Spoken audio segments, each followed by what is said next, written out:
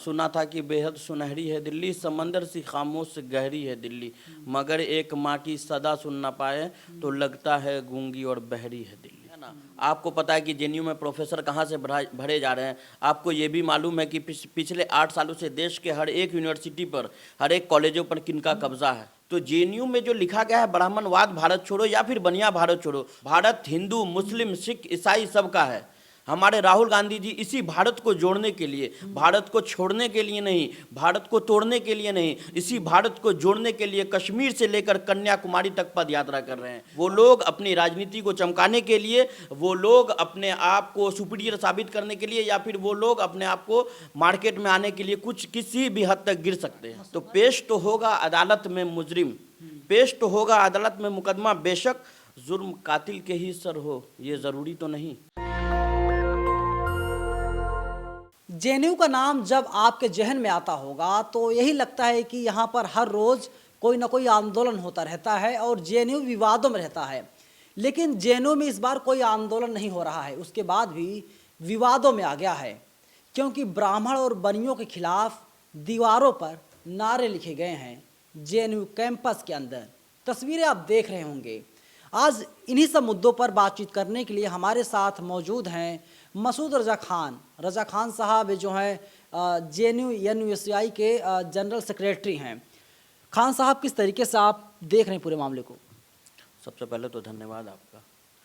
देखिए, जेएनयू में विगत दिनों जो भी घटनाएं सामने आई हैं, है ना, जो भी दीवारों पर लिखा गया है ना, ब्राह्मणवाद भारत छोड़ो या फिर बनिया भारत छोड़ो, सबसे पहले तो आपके इस चैनल के माध्यम से हम उस चीज़ की कड़ी निंदा करते हैं, है ना, वो पूरे कंडेम करते हैं हम उस चीज़ की, है ना।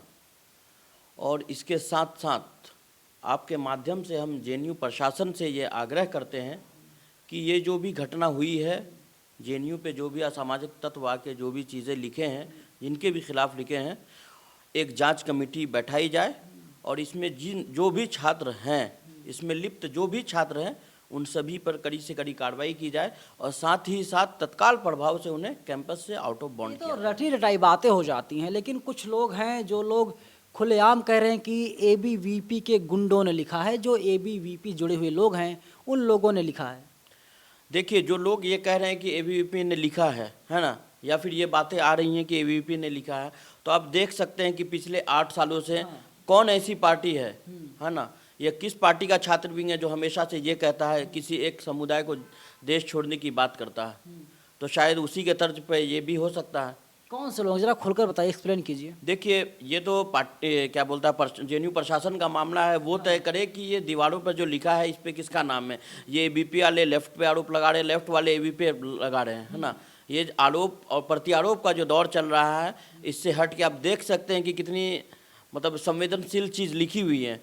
तो हम किसी पे भी खुद से यहाँ बैठकर आरोप नहीं तय कर सकते हैं कि किसने लिखा है। हाँ, हालांकि हम तो शक तो जाहिर कर सकते हैं हम लोग ना। देखिए, शक जाहिर कर सकते हैं, चूंकि कैंपस में देखिए हम जो भी लिखा है हम नाम नहीं बता सकते हैं, कौन सा संगठन है, वो लेफ्ट संगठन है, एबीवीपी है। शक के आधार पे हम किसी को भी खुद से आरोपी तय नहीं कर सकते हैं। इसके लिए जेएनयू प्रशासन और जेएनयू के वीसी का भी कल एक आप देख सकते हैं एक लेटर आया होगा, जिसमें उन्होंने कहा है, साफ तौर पे कहा है कि इसमें जो भी आरोपी हैं, जो भी छात्र लिप्त हैं, उनके लिए एक जांच कमेटी बैठाई जाएगी और उन सभी की जांच होगी और जो भी लोग इसमें पाए जाएंगे उन सभी पर कार्रवाई की जाएगी। लेकिन आरोप लगता रहता है जो केंद्र में सरकार है, मोदी जी की सरकार है, और एबीवीपी जो है जेएनयू में काफ़ी सक्रिय है। हालांकि लेफ्ट भी सक्रिय है, यानी एसयूआई भी सक्रिय है, लेकिन ज़्यादा एबीवीपी सक्रिय है। तो अगर जब जांच होती है पता चलता है कि एबीवीपी के लोगों ने लिखा है, तो क्या लगता है वाइस चांसलर जो है कार्रवाई करेंगे? देखिए, अगर जांच होती है और उस जांच में ये पता चलता है कि एबीवीपी ने लिखा है, तो वाइस चांसलर का ये फर्ज बनता है कि वो चाहे किसी पता नहीं चलने दिया जाएगा, मुझे ऐसा लगता है। देखिए, ये दौर जो चल रहा है पिछले 8 सालों से, आपको ही पता है कि वाइस चांसलर कहाँ से आई हैं, है ना। आपको पता है कि जेएनयू में प्रोफेसर कहाँ से भरे जा रहे हैं। आपको ये भी मालूम है कि पिछले 8 सालों से देश के हर एक यूनिवर्सिटी पर, हर एक कॉलेजों पर किनका कब्जा है। किनका कब्जा है बताइए? किनका कब्जा है? केंद्र की सरकार जो है, मोदी जी, उनका कब्जा है। उनके द्वारा बैठाए गए वीसी हैं, उन्हीं के द्वारा बैठाए गए प्रोफेसर हैं जो हमेशा से संघ की बातें करते हैं और संघ की विचारधारा लाने की बात करते हैं। उन्हीं के प्रोफेसर, उन्हीं के छात्र संगठन हमेशा ये कहते हैं कि हम मुसलमानों को मुल्ला कहा जाता है। उन्हीं के छात्र संगठन एबीवीपी जो है वो ये कहती है कि मुसलमानों भारत छोड़ो, मुल्लो भारत छोड़ो। तो आप देख सकते हैं कि ऐसा नहीं है। हम ये नहीं कह रहे कि ये घटना एबीवीपी ने किया है, लेकिन हम ये कहना चाहते हैं कि पिछले 8 सालों से एक विशेष छात्र संगठन है जो हमेशा से देश में नफरत की भावनाओं से देश के अन्य समुदाय के लोगों को देश छोड़ने की बात कहती है। तो इसलिए मेरा वीसी से अनुरोध है कि अगर इसमें जो भी छात्र का नाम आएगा और अगर वो किसी छात्र, विशेष छात्र संगठन से ताल्लुक़ रखते हों जिनकी केंद्र में या राज्य में सरकार है, तो बिना किसी सरकार के प्रभाव के उन पर लगातार तत्काल कार्रवाई किया जाए, बिना सरकार के प्रेशर के। लेकिन अच्छा, इसके क्या मायने निकाले जाएं? जो लिखा गया है इस तरीके से अपशब्द लिखे गए हैं, क्या राजनीति चमकाने के लिए है या इसके पीछे कोई और वजह हो सकती है? देखिए, जो भी अपशब्द लिखे गए हैं, है ना, ये राजनीति चमकाने के लिए हो या फिर अगर क्या बोलता है एक पॉलिटिकल एजेंडा के तहत अगर लिखा गया है, तो ये बहुत ही दुर्भाग्यपूर्ण है ना, बहुत ही शर्मसार करने वाली घटना है कि जेएनयू जैसे एक प्रतिष्ठित संस्थान में, है ना, जहाँ से ना जाने कितने आईएएस, आईपीएस, बड़े बड़े एकेडमिशियन, बड़े बड़े पॉलिटिशियन, है ना, बड़े बड़े पीएचडी स्कॉलर निकलते हैं, उस जेएनयू को बदनाम करने की ये कोशिश की जा रही है। और उसी जेएनयू में अगर ऐसे शब्द लिखे जा रहे हैं, जेएनयू है जहाँ पर नारे लगते हैं कि आरोप लगाया जाता है टीवी के द्वारा कि भारत तेरे टुकड़े होंगे, वही जेएनयू है साहब। देखिए, भारत तेरे टुकड़े होंगे, ये जो आरोप आप लोग कह रहे हैं, टीवी वाले कहते हैं सर, मैं नहीं कह रहा हूं। टीवी वाले कह रहे हैं, है ना, तो आप उनसे कहिए कि इसके पीछे जो पिछले 8 साल से जो ये गाना गाते हैं कि भारत तेरे टुकड़े होंगे, तो देश में सरकार केंद्र में किसकी है? केंद्र की सरकार जांच क्यों नहीं बैठाती है जेएनयू पे? क्यों नहीं उस वीडियो पे जो भी लोग हैं उस पर कार्रवाई की जाती है? क्यों नहीं उन लोगों को जेल किया जाता है? या फिर कल में भी जो मुद्दा, और ऐसा नहीं है कि ये अभी चल रहा है, ये पिछले 8 सालों से देश में लगातार कभी क्या बोलता है मुसलमान भारत छोड़ो, कभी क्या बोलता है किसी और क्या बोलता है समुदाय के लोगों को, विशेष समुदाय के लोगों को देश छोड़ने की बात कही जाती है। तो जेएनयू में जो लिखा गया है ब्राह्मणवाद भारत छोड़ो या फिर बनिया भारत छोड़ो, तो जेएनयू भारत छोड़ने, भारत किसी भी व्यक्ति विशेष का, किसी भी जाति का, किसी भी समुदाय का या किसी भी संगठन का नहीं है। भारत हिंदू, मुस्लिम, सिख, ईसाई सबका है। हमारे राहुल गांधी जी इसी भारत को जोड़ने के लिए, भारत को छोड़ने के लिए नहीं, भारत को तोड़ने के लिए नहीं, इसी भारत को जोड़ने के लिए कश्मीर से लेकर कन्याकुमारी तक पद यात्रा कर रहे हैं। और हमारे इस पद यात्रा में उनका एक स्लोगन भी बहुत अच्छा है, आप लोग सुन रहे होंगे कि एकता का राज चलेगा, हिंदू मुस्लिम साथ चलेगा, नफरत छोड़ो, भारत जोड़ो, मोहब्बत की राजनीति करने का काम हमेशा से कांग्रेस पार्टी, हमेशा से, जब से देश को आज़ाद कराने के बाद से, जब से कांग्रेस की सरकार ये हमेशा से मोहब्बत की राजनीति, आपस में प्रेम भावना की राजनीति करने के काम की है। लेकिन पिछले 8 सालों से देश में क्या हो रहा है?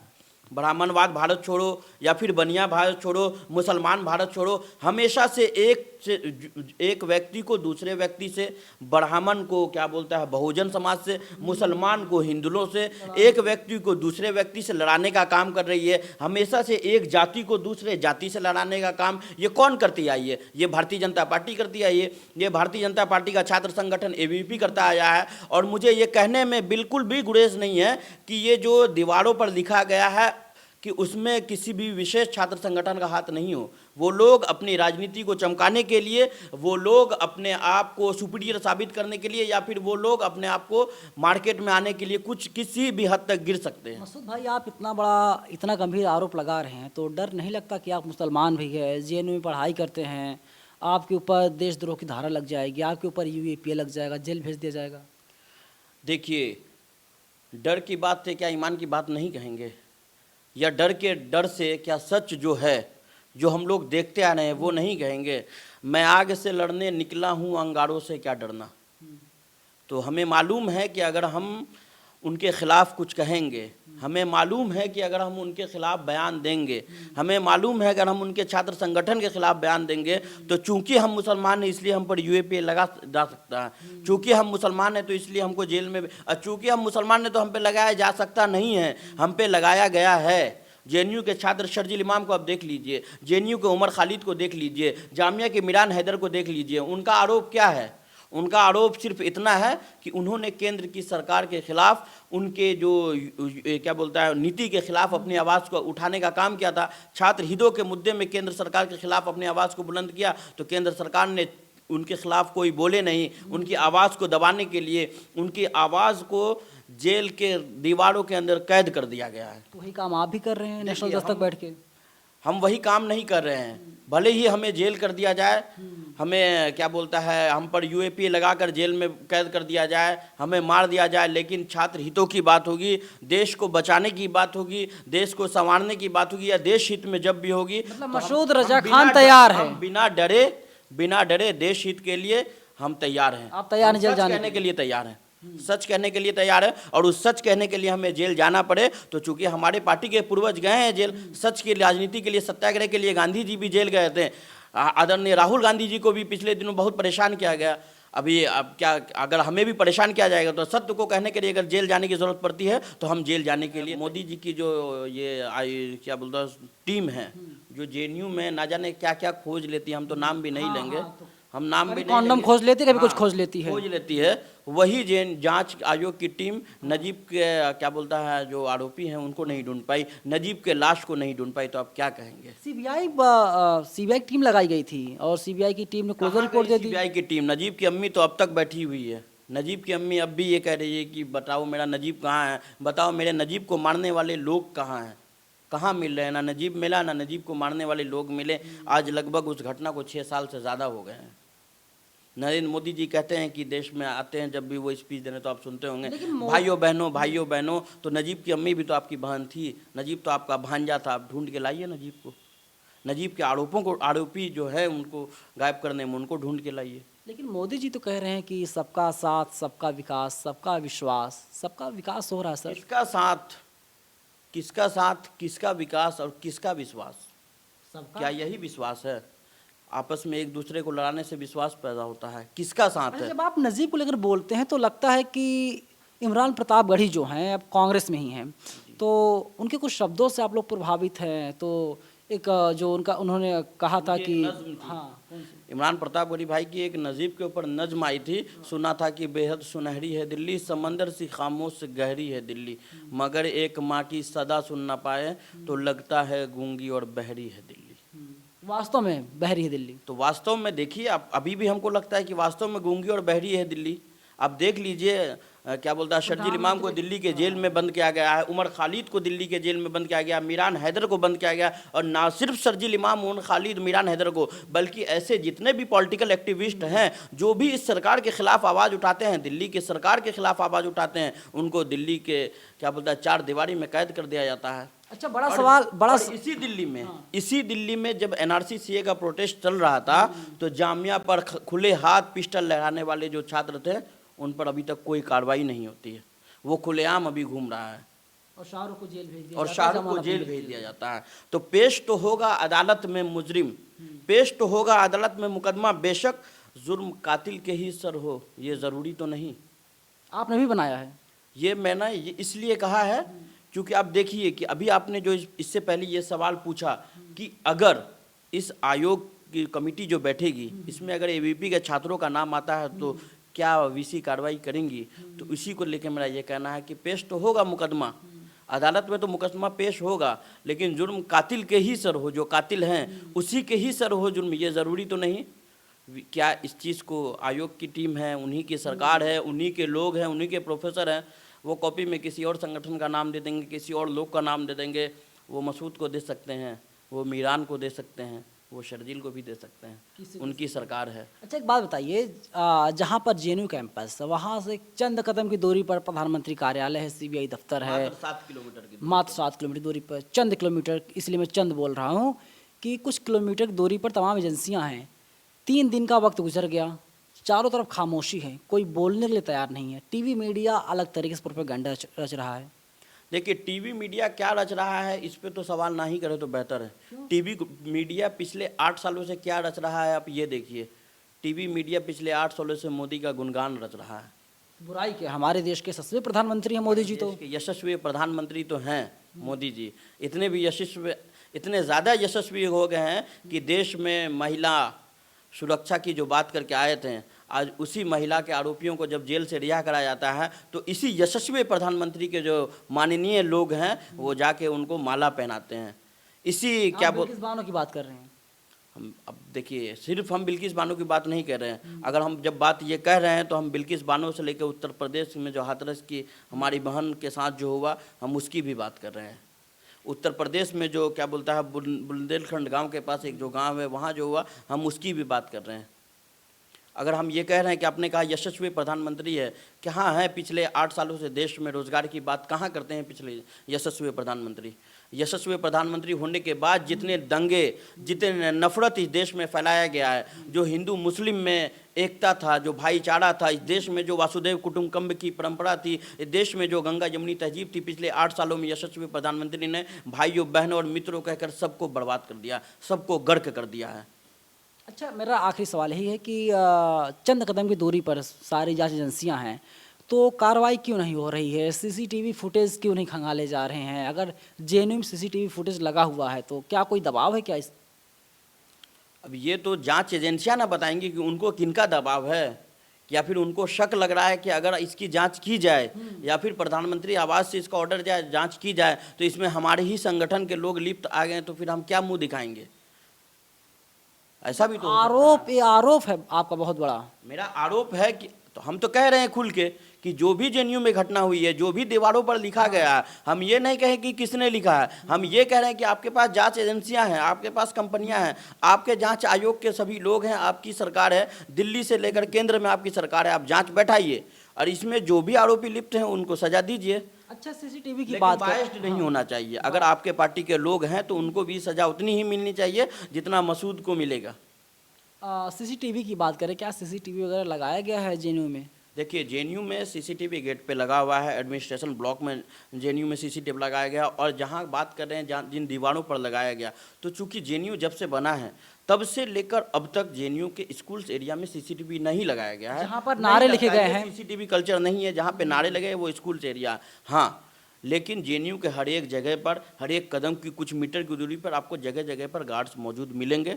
हर जगह पर गार्ड्स रहते हैं। आप दीवारों पर क्या लगा रहे हैं, आप दीवारों पर क्या लिख रहे हैं, इन सभी की जानकारी गार्ड्स रहते हैं। गार्ड देखते हैं, गार्ड फोटो लेके अपने सिक्योरिटी इंचार्ज को भी भेजते हैं। तो मेरा सवाल उन गार्ड से भी है कि जब जेएनयू में ये चीज़ लिखा जा रहा था या जो भी असामाजिक तत्व इनको लिख रहे थे, तो गार्ड्स कहाँ थे? गार्ड्स क्यों चुप थे? गार्ड देखकर भी खामोश क्यों थे? उन्होंने ऊपर अब इसकी जानकारी क्यों नहीं दी? तो क्या ये मान लिया जाए कि जो सिक्योरिटी गार्ड्स थे उन लोगों मिली भगत से ही ऐसे नारे लिखे गए? देखिए, सिक्योरिटी गार्ड्स को तो हम नहीं कहेंगे, सिक्योरिटी गार्ड्स का उनका काम होता है, शायद उन्हें नहीं मालूम है या फिर चुप हो या फिर वो उसको भी प्रेशर हो, है ना।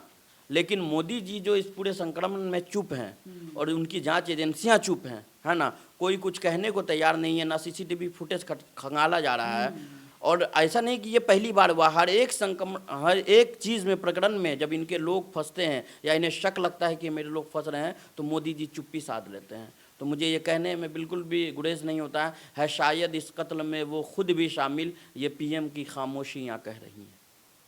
पीएम खामोशियाँ बहुत कुछ बयां करें। शुक्रिया आपका हमसे बातचीत करने के लिए। धन्यवाद। देखिए, न्यूज़ जुड़े हुए हैं और जेएनयू में पढ़ाई कर रहे हैं, वहाँ से एमए कर रहे हैं और अब ये तैयारी कर रहे हैं कि चुनाव लड़ा जाए प्रेसिडेंट का। लेकिन जिस तरीके से नारे लिखे गए हैं जेएनयू की दीवारों पर, वो नारे बहुत कुछ अपने आप में बयां कर रही हैं। किसी भी जाति, किसी भी धर्म, किसी भी वर्ग विशेष खिलाफ इस तरह के नारे लिखना कहीं से भी जायज़ नहीं है। उसकी जितनी निंदा की जाए वो कम है। लेकिन कौन से लोग हैं जो ऐसे नारे लिखते हैं? और 3 दिन बीत जाने के बाद भी अभी तक किसी के ऊपर कार्रवाई क्यों नहीं की गई? किसी को गिरफ्तार क्यों नहीं किया गया? अपने में बहुत बड़ा सवाल है। मसूद रज़ा खान हमारे साथ बातचीत कर रहे थे। कैसी लगी बातचीत आपको? आप लोग अपनी राय में ज़रूर दीजिएगा। नेशनल दस्तक की आपसे गुजारिश है कि अगर इसको बचाना चाहते हैं तो नेशनल दस्तक को सब्सक्राइब करने के लिए रेड कलर के सब्सक्राइब बटन को दबाएं, फिर बेल आइकन की घंटी दबाएं। नेशनल दस्तक को बचाने के लिए बहुत जरूरी है कि हर खबर को शेयर करें, लाइक करें, कमेंट जरूर करें।